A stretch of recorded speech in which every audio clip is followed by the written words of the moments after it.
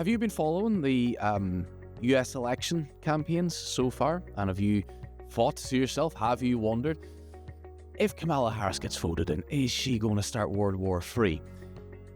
You might have had to have sat and I've given that a little bit of a ponder over the last few days, particularly at the end or midway to the end point of last week, when Donald Trump was reported to have made comments to the Israeli Prime Minister Benjamin Netanyahu to the effect that if he didn't get elected as president, and if Kamala Harris by consequence got in, it would then create World War III. I thought that we were done with this in 2020. I'm now learning rather naively. I felt that, or I hoped that rather, we had seen the back of at least this level of brazen bullshit. I thought that, Biden coming in would lead to, and to be fair, had Trump had just sort of skedaddled away like he should have done, Biden's presidency wouldn't have been the best, but it would have been white bread. It would have been boring, which is what we all really needed. I mean, 4 years of Trump in the United States, here in the United Kingdom. By that point in 2020, we had, if you include the build-up to the referendum and then everything since that, we had about 5-6 years of Brexit nonsense and Tory austerity. Basically, we needed a bloody break, and I was loving it for a while.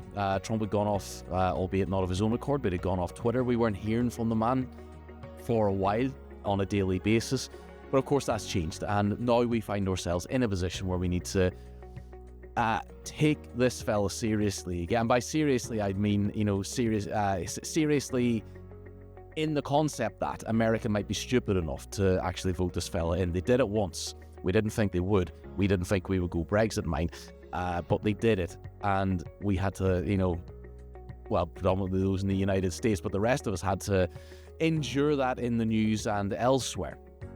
And now we find ourselves in a position where there's a real possibility that this dude could get re-elected again. I can't believe it, but here we are. So look, he's not stopped the carousel of bullshit. And, these claims, let's, in this video, inspect these claims just a little bit, just to see if they actually hold, any level of truth, because even the biggest bullshitters wrap their bullshit around even kernels of truth. That's how it kind of sticks, really. They get that little nugget of something that might be true, and then they just wheeze around a big pile of dog shit, really. So let's lightly consider a few points. We're not going to get too academic about this, but we need to critically evaluate, at least to a certain level, that claim that Kamala Harris, as president, would harm the safety of US citizens and potentially bring about World War III, which would harm the safety of citizens globally. And this requires, I think, a little bit of a comparison to Donald Trump and his record during his presidency, of course, 2016 to 2020, and his actions also since leaving office. A few days ago, as of the time of recording, what date are we on now, actually? We are on July 28th at the time of, I don't think we're on the right time. No, July 29th, there we go, got there in the end.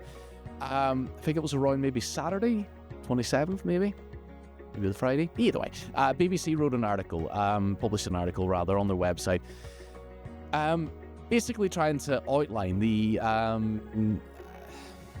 strategy of the Republicans against Kamala Harris, because now, of course, they're dealing with a different animal. Biden's Zimmer framed off to the side, as he should have done probably a bit before.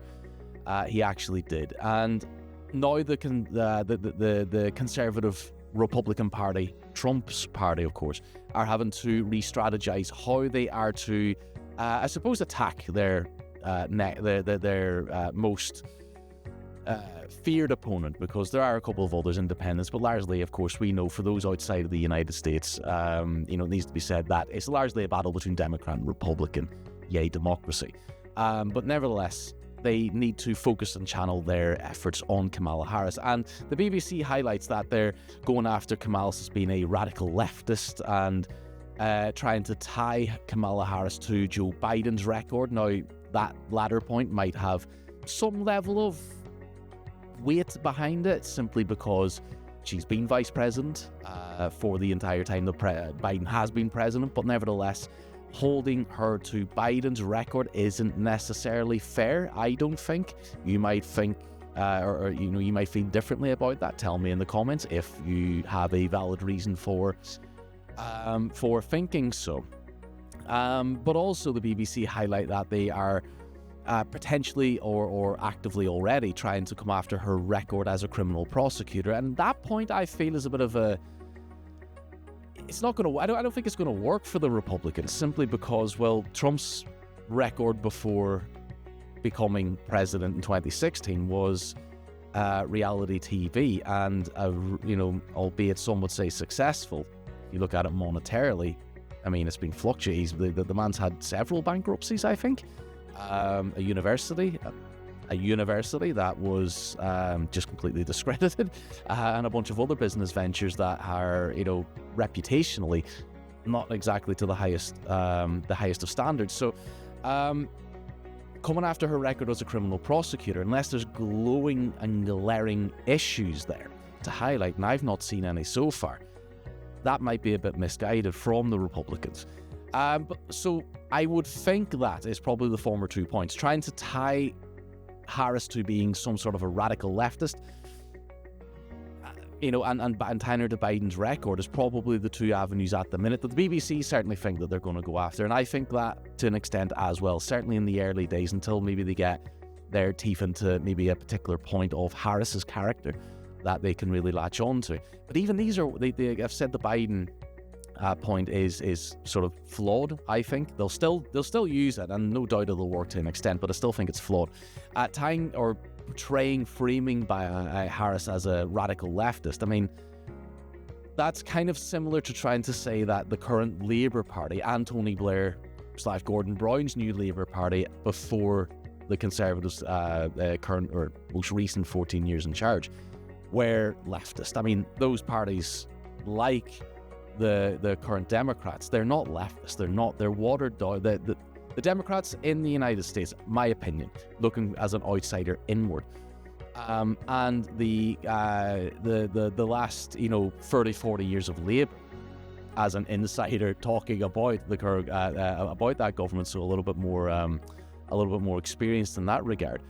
None of these things are leftist. They're just watered down conservatism in my book, particularly when it comes to things like the economy. So again, weak arguments, but nevertheless, look, a few points just to bring up with regards to this claim that she's going to bring about World War III. It should go without saying, anybody that's rationally approaching such political statements that this is without merit, and spoiler alert, that's the conclusion I'm getting to. But we'll pick up on domestic safety and policy first, maybe. And again, we're going for that comparative between Trump and Harris.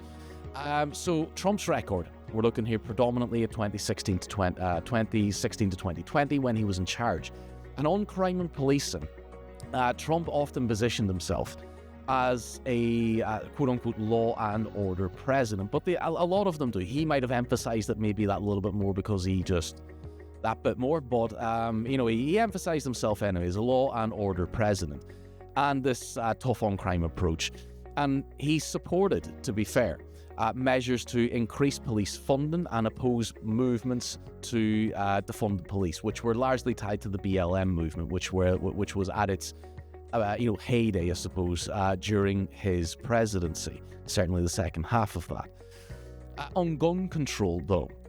Despite his sort of increased funding for the police, his administration took limited to nil action against gun control, or tried to implement any gun control restrictions, despite numerous mass shootings. And he maintained, and his party maintained, a strong pro-Second Amendment stance. So giving more funding to police, but not doing much to stem a source of often fatal, very dangerous, a source of great danger to the police and to citizens, and a source of obvious crime. With regards to racial tensions, I mean, if you're alive, you should Trump's rhetoric and his policies, such as the response to things like the BLM movement and their protests, were seen by many as exacerbating racial tensions, which I would be absolutely in support of that statement. His handling of the Charlottesville incident, for example, where he claimed that there were, and I quote, very fine people on both sides, drew significant and rightful heavy criticism. His COVID-19 response, Jesus Christ, I'm suddenly, when you kind of forget things, and then you get talking about them, they come back to you, and you realize just how really awful they were. Trump's handling of the pandemic was widely criticized for its delayed response, its mixed messaging, to say the least, and the downplaying of the severity of the virus, which some argued, and again, this is a point that I would very much support, with his handling and the handling of the Conservative Party here in the United Kingdom at the time, contributed to higher death tolls. Absolutely, it shouldn't be questioned that. And I mean, yeah, we'll get to that perhaps in other more sort of COVID-specific stuff in other videos. But yeah, I mean, these are arguments that are valid, they have legs, and they are measurable, I think. So, look, on Kamala Harris's record and policies, on crime and policing, as a former prosecutor and California Attorney General, Harris has, she's got a legitimate background in law enforcement, and has also called for criminal justice reform. And that point is probably where I'd imagine they're going to lock into, in terms of that, radical left or radical leftist BLM sort of defund the police approach. Where she calls for reform, I would imagine they're going to try and link it to that movement, of course, and that's going to try and polarize Harris from the conservative, right-leaning American populace, and maybe cost her, if it's effective, a few swing voters as well, because her stance includes a mix of supporting law enforcement and advocacy for reforms to address systemic issues. And of course, these messages are tied into perhaps the lighter end. Maybe not yet, to my knowledge, she hasn't called for defunding anything in terms of the police, but it's heading in that direction, that message. And the BLM movement, for example, is very much at the more, I would say, I hate to use the word extreme here, but the further end of that argument's on the road there. So the bridging points from which to attack Harris, it isn't a million miles away. She's also a proponent to stricter gun control measures, which isn't going to go down with the conservative right, and this includes the greater necessity for universal background checks and banning of assault weapons. To me, again, insider looking in, that seems, hate this term, commonsensical. I'm going to use it anyway. But nevertheless, it's going to face, great opposition as well. On social justice, Harris has been vocal about addressing racial inequalities and police reform, as we've mentioned, and aiming to balance law enforcement with civil rights protections. And again, maybe I'm going to allow myself not to go into this because I don't want this video to end up being 4 bloody hours long. When it comes to civil rights protections, when you look or sit and think about the ramifications of what some of Trump's policies are actually calling for, it's masked in that libertarianism, liberalism, freedom for all and less rules, less state interference and what have you. But a lot of the policies end in fewer rights for everybody, fewer civil liberties for everybody.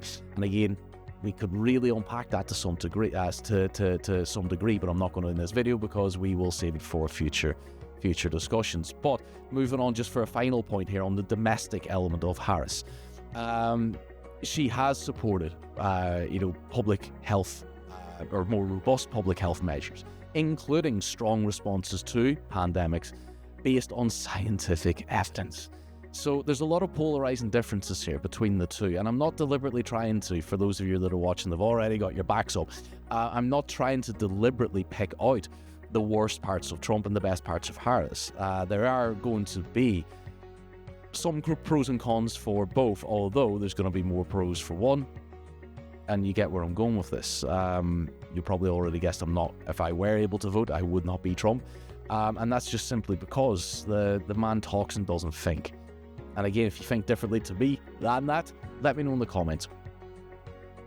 Give me your thoughts, But look, internationally, and on foreign policy and global security, which is really getting to the heart of this sort of World War III claim, we'll swing back to Trump. On international relations, Trump's foreign policy was marked by a transactional approach. So what we mean here is that he and his administration prioritized deals over alliances of maybe shared interest. So, this has been noted that he felt like he could manage a country like a business.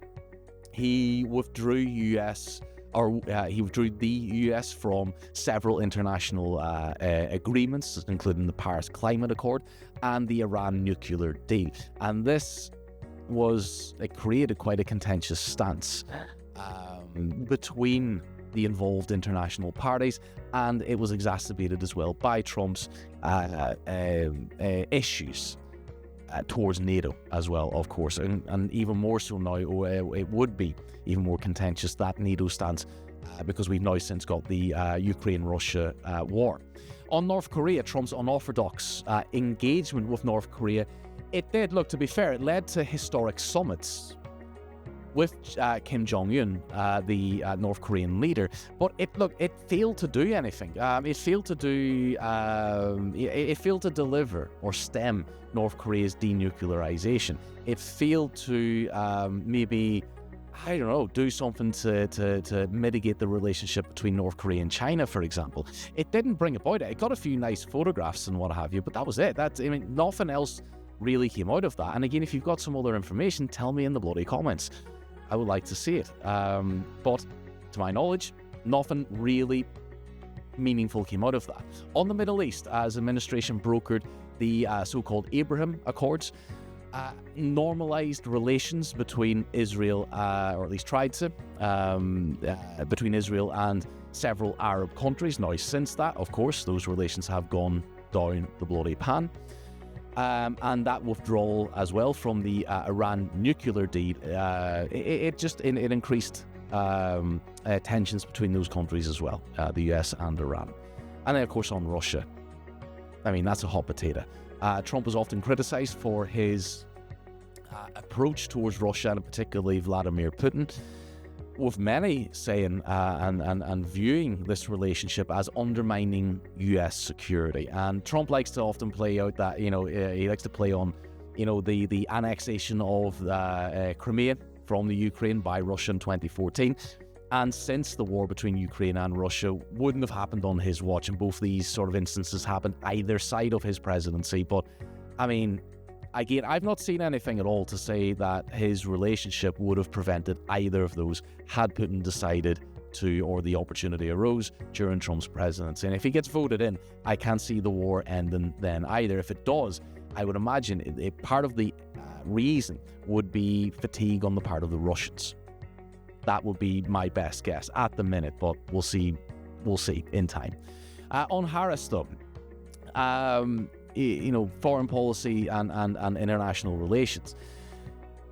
Regarding alliances and diplomacy, Harris has emphasized the importance of strengthening alliances and re-engaging with those international agreements that Trump didn't really agree with. So she supports a multilateral approach to global issues, such as things like climate change and nuclear proliferation, things that are going to be, they're already majorly impactful for everybody globally. On military engagement, Harris has generally favoured a more cautious approach to military force, advocating for diplomatic solutions where possible. And of course, Trump has issued warnings verbally on quite a few instances. He's been quite outspoken in his rhetoric on the international platform and the use of force. On human rights, Harris has been an advocate for integrating human rights considerations into foreign policy, focusing on issues such as democracy and the rule of law. So look, in a nutshell, the claim that, you know, Harris presidency will bring about World War III, it's largely unsupported. It's mostly unsupported. There's nothing there at all to indicate that that would actually happen. So if anybody's got evidence, please let me know. As I've said in the comments, I would be very grateful to see your working out. And that's about it. So look, what's your thoughts on this topic? Do you think that she's going to bring about World War III? Are you an advocate for the Trump style to the presidency position of the United States? Or do you think that Harris and the Democrats are a better way forward? Again, let me know, and I will see you again next time.